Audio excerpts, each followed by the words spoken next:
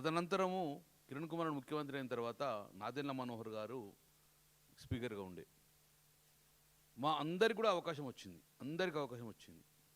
తెలంగాణ ఉద్యమాన్ని సమర్థవంతంగా నడిపినాం. అసెంబ్లీలో తెలంగాణ వాదాన్ని బాహ్య ప్రపంచానికి చెప్పినాం. తెలంగాణ ఉద్యమానికి వేదికగా మేము అసెంబ్లీ ఇచ్చిన కూడా ఏ రోజు మమ్మల్ని నిర్బంధం చేయలే మనోహర్ గారు. ఎందుకంటే మాకు స్వేచ్ఛనిచ్చిండు. ఒక మాట అనేవాడు, ఇక్కడ ఉన్న ఎమ్మెల్యే అందరూ రాజ్యాంగపరంగా గెలిచిన ఎమ్మెల్యేలే, చట్టపరంగా గెలిచిన ఎమ్మెల్యేలే, కాబట్టి అందరికీ హక్కులు ఉంటాయని చెప్పేసి మాకు ఆ వాయిస్ ఇవ్వడం జరిగింది. మరి ఉమ్మడి రాష్ట్రంలో ఉన్న మా గొంతును ఈ ప్రప్రతంగా ఈరోజు తెలంగాణలో స్పీకర్ గారు మా గొంతు నొక్కుతాడు. మళ్ళీ పాత రోజులు జ్ఞాపకం వస్తున్నాయి. ప్రణయ్ భాస్కర్ గారు తెలంగాణ ఉద్యమం అంటేనే, తెలంగాణ అంటేనే కూడా గొంతును తెలంగాణ అనొద్దు, మీరు తెలంగాణ అనే వర్డ్ అనవడద్దు, వెనుకబడిన కులాల ప్రాంతం అంటేనే మైక్ ఇస్తా, లేకుండా మైక్ కడియేస్తా అని ఆ రోజు ధిక్కరించింది మేము విన్నాము. ఇప్పుడు కల్లారా చూస్తున్నాం. మేము 10 సంవత్సరాలు కేసీఆర్ గారు ముఖ్యమంత్రి ఉన్నప్పుడు అందరికీ స్వేచ్ఛని ఇవ్వాలి అని చెప్పేసి అద్భుతంగా జానారెడ్డి గారు కానీ, ఉత్తమ్ కుమార్ రెడ్డి గారు కానీ, శ్రీబాబు గారు బట్టి ఎంతసేపు మాట్లాడినవడం అంతసేపు అవకాశం ఇచ్చారు. కానీ ఏ రోజు ఒక్క స్పీకర్ గారు అనుచిత వ్యాఖ్యలు చేయలేదే. ఈరోజు మమ్మల్ని ఏమంటాడు నిన్న స్పీకర్ గారు, మీరు మాట్లాడితే కట్ చేస్తా అంటాడు. నేను స్పీకర్ గారిని సూటిగా అడుగుతున్నాను, గతంలో ఉన్న స్పీకర్ గారిని వాళ్ళ పనితీరును మీరు చూడండి, చూసి దయచేసి అట్లా వ్యవహరించండి. లేదా ఎజెండా పంపినట్టే మా కూడా అందరికి ఆన్సర్లు పంపండి. ఇదే మాట్లాడాలి, ఇది కన్నా ఎక్కువ మాట్లాడితే నిర్బంధం చేస్తాం, 1975 చేసినట్టు ఎమర్జెన్సీ ప్రకటించమని చెప్పేసి అలానే మీరు మాకు ఏం మాట్లాడో ఆన్సర్ పంపించండి, మీకు మాకే ఆన్సర్ పంపండి, అట్లే మాట్లాడతాం. మీకు అంతకనే ఏం చేస్తాం మేము?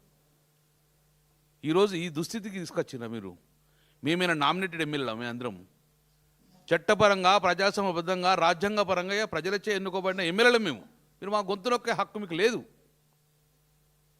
మీకు ఎక్కడ ఆ గొంతు నొక్కే హక్కు? మీ స్పీకర్ పర్మనెంట్ చైర్ కాదు కదా మీది. మా గొంతును మీరు గొంతు నొక్కే ప్రయత్నం ఎందుకు చేస్తుర్రు? మా వాయిస్ వినిపిస్తాం కదా.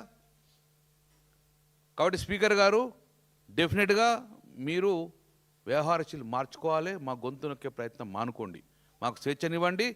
ఉమ్మడి రాష్ట్రంలో మమ్మల్ని ఇంత నిర్బంధం చేయలేదు, ఉమ్మడి రాష్ట్రం మాకు గొంతు నొక్కలేదు. మేము కాలిపోయిన మోటార్లు, ప్రజా సమస్యలు కాలిపోయిన మోటార్లు తీసుకెళ్ళినాం, ఎండిన నారు తీసుకెళ్ళినాం, తెలంగాణ ఉద్యమంలో కూడా జరిగిన ప్లకార్డ్ తీసుకెళ్ళినాం.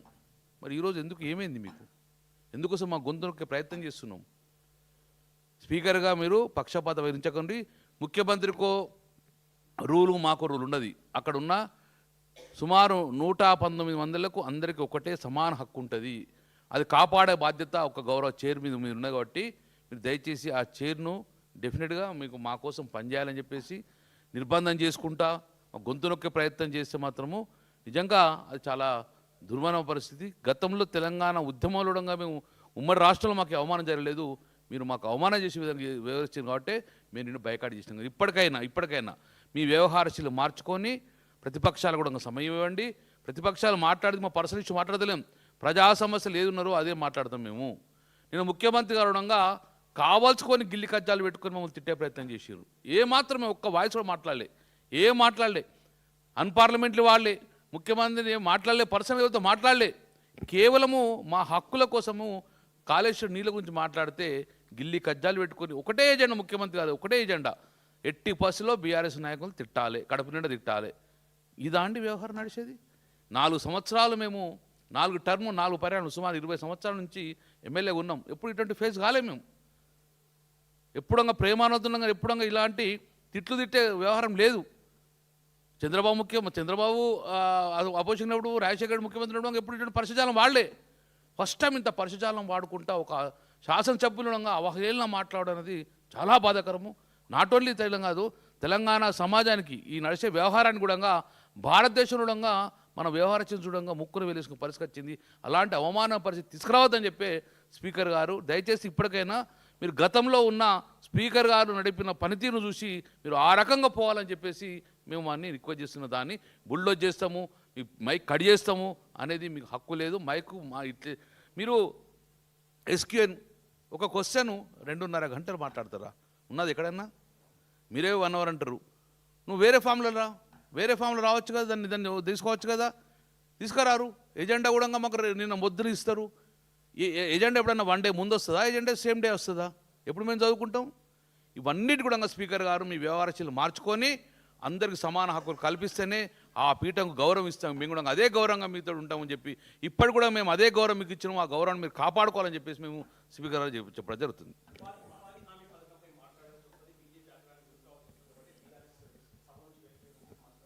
మేము ఇప్పటికి కూడా మీ వ్యవహారాలు మార్చుకుంటే ఈరోజు వస్తాం సిద్ధంగా ఉన్నాము. మీరు మా వ్యవహారాలు మార్చుకొని మా కూడా న్యాయం చేస్తే డిఫరెంట్ మేము వస్తాం. ఉపాధి హామీ పథకం షార్ట్ డిస్కషన్ పెట్టినారు. ఏం చేసిందండి గవర్నమెంట్? 2 గంటలు ఒకటే ఒక క్వశ్చన్ మీద నడిపించింది. షార్ట్ డిస్కషన్కి అవకాశం ఇచ్చినట్టు అది ఎక్కడన్నా 2 గంటలు ఒక క్వశ్చన్ మీద ఎప్పుడైనా జరిగిందా అండి? గంట సేపు మాట్లాడతాడా? గంట బావు మాట్లాడిన ముఖ్యమంత్రి ఏది మంత్రి సమాధానం ఇచ్చినాక శ్రీధరబాబు గారిని కూర్చో అని చెప్పని ఆయన ఒక ఎల్ఏ మినిస్టర్ పాపం మధ్యలోనే కూర్చో అని, నీకు తెలియదు కూర్చో అని ఈయన గంట బాబు మాట్లాడిండు. ఇంకెక్కడి షార్ట్ డిస్కషన్కి ఇంకా ఎక్కడుందండి? ఎందుకు మాట్లాడమండి షార్ట్ డిస్కషన్స్కి? మేము ఉపాధి హామీ పథకం గురించి ఎందుకు మాట్లాడడం? నేను జగదీశ్వర్ రెడ్డి గారు మాట్లాడటానికి సిద్ధంగా ఉంటాం మేము. మీరు ముఖ్యమంత్రి గురించి మాట్లాడితే మేము మైక్ ఏమో అని కట్ చేస్తాము అన్నాక ఇంకా ఏం ముఖం పెట్టుకొని ఉండాలడా? ముఖ్యమంత్రి గారు భజన చేసుకుంటా కూర్చోవాలన్నా మేము?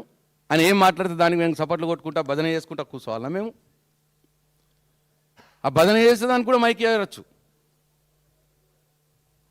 అంటే ఇంత అప్రజాస్వామికంగా ఒక నియంతలాగా ఒక రాజరిక వ్యవస్థలాగా అసెంబ్లీని గాంధీ భవన్ లాగా మార్చుకొని, అసెంబ్లీని ఆయన జూబ్లీహిల్స్ ప్యాలెస్ లాగా మార్చుకొని ఇష్టం వచ్చిన రీతిలో వ్యవహారం చేస్తుంటే స్పీకర్ గారు ఆయన నిలువరించకపోగా ఆయనను విమర్శిస్తే మీకు మైక్ కట్ చేస్తామో అని చెప్పి స్పీకర్ గారు బహిరంగంగా అన్నాక ఇంకా మాకు ఏముందండి? ఇంకా ప్రధాన ప్రతిపక్షంకు ఇంకా ఏముంది? మాకు అసెంబ్లీలే మాకు సరైన స్థానం లేకపోతే ఇంకా మేము ప్రజల క్షేత్రంలోకి పోవాల్సిందే, ప్రజాక్షేత్రంకి పోవాల్సిందే.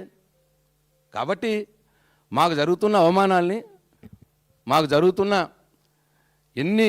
మేము తింటున్న తిట్లని అన్నీ కూడా ప్రజలు చూస్తూ ఉన్నారు. ప్రజల క్షేత్రంలో మేము తెలుసుకుంటామని చెప్పి ఈ సెషన్స్ బైకాట్ చేయడం జరిగింది. వచ్చే సెషన్స్ అన్నా వాళ్ళకి బుద్ధి తెచ్చుకొని వాళ్ళు కొద్దిగా కనువిప్పి కలిగి కొంతైనా ప్రజాస్వామ్యాన్ని కాపాడే ప్రయత్నం చేస్తారేమో అని చెప్పి ఆశాభావంతో ఉన్నాం. Thank you.